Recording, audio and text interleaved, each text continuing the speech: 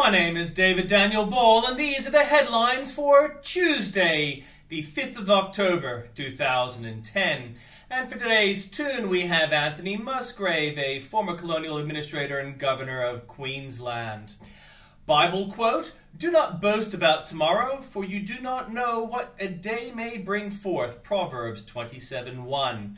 And in headlines, Blumenthal-McMahon lay the smackdown during debate. Connecticut Senate candidates Richard Blumenthal and Linda McMahon pulled no punches during their first face-to-face debate, taking aim at each other's television ads.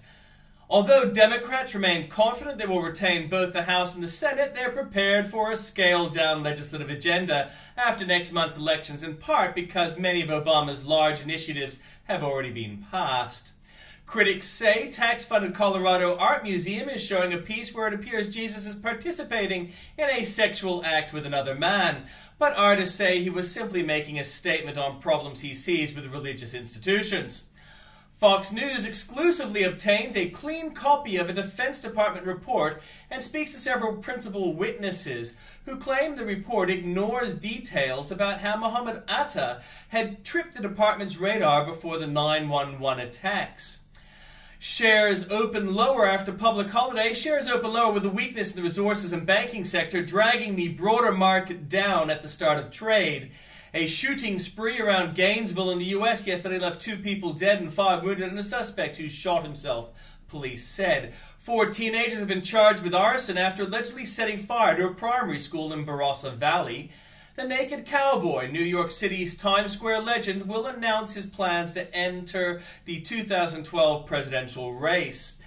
And from New South Wales ACT, young learner drivers are blatantly falsifying mandatory 120-hour logbooks, and some say the program is failing to improve driving. A man allegedly caught with a sawn-off shotgun on board a train is being charged over a home invasion where a man was shot. The state's October long weekend road toll remains at 8, 5 more than the same period last year. From Queensland, teenage Sunshine Coast boxer in a coma after collapsing in the ring moments after the end of an amateur fight at the weekend. Motel manager calls 000 while staring down robber who says he has a mate outside with a gun, but then runs away. A plan for smart cards to control PokeBet limits is a Big Brother-style overkill and will put at risk thousands of jobs, a Queensland Coalition MP says. And the Bligh government has been accused of operating like a tin-pot dictatorship for rejecting an opposition ad criticising the sell-off of public assets. From Victoria, Victoria's locust plague looks to be spreading ahead of schedule with unconfirmed hatchings reported at Bendigo and Horsham. And Nick Bracks, the son of former Premier Steve Bracks, has apologised after being found drunk and asleep in the street. From the Northern Territory, a helicopter has crashed on a remote property at the top end, killing the pilot. From South Australia, ever wanted to trace your family history back 60,000 years? That's what more than 360,000 people have done so far in a global DNA study. More than 700 restaurants have been warned or fined over health breaches in the past year, but none has been placed on the name and shame register. A landmark report into the future of the River Murray will not be released until late on Friday because it contains sensitive information with potential impacts on financial markets. From Western Australia, Premier Colin Bartlett says liability issues are delaying the compensation package for victims of the 2009 Tues bushfire, but says there should be a funding announcement soon. A man who was tasered 13 times in a Perth watch house as 9 police officers watched and copped the same treatment only a week later by prison extraction officers. From Tasmania, a man who lost leg in crushing machine accident has faced surgery almost every day since. And from the Journalist's Corner, in one New York race getting down and dirty, gubernatorial candidate Carl Palladino on whether things have gone too far. It's been 2 years since the finance meltdown, but George Shultz says our problems are just heating up. The former Secretary of State reveals his warning for America. Why did the Dems dodge the tax cut extensions before the congressional break? John Boehner has inside info. And in comments from Bill O'Reilly, Congresswoman Maxine Waters, this is propaganda in the House of Representatives. From Piers Ackerman, a long list of broken promises.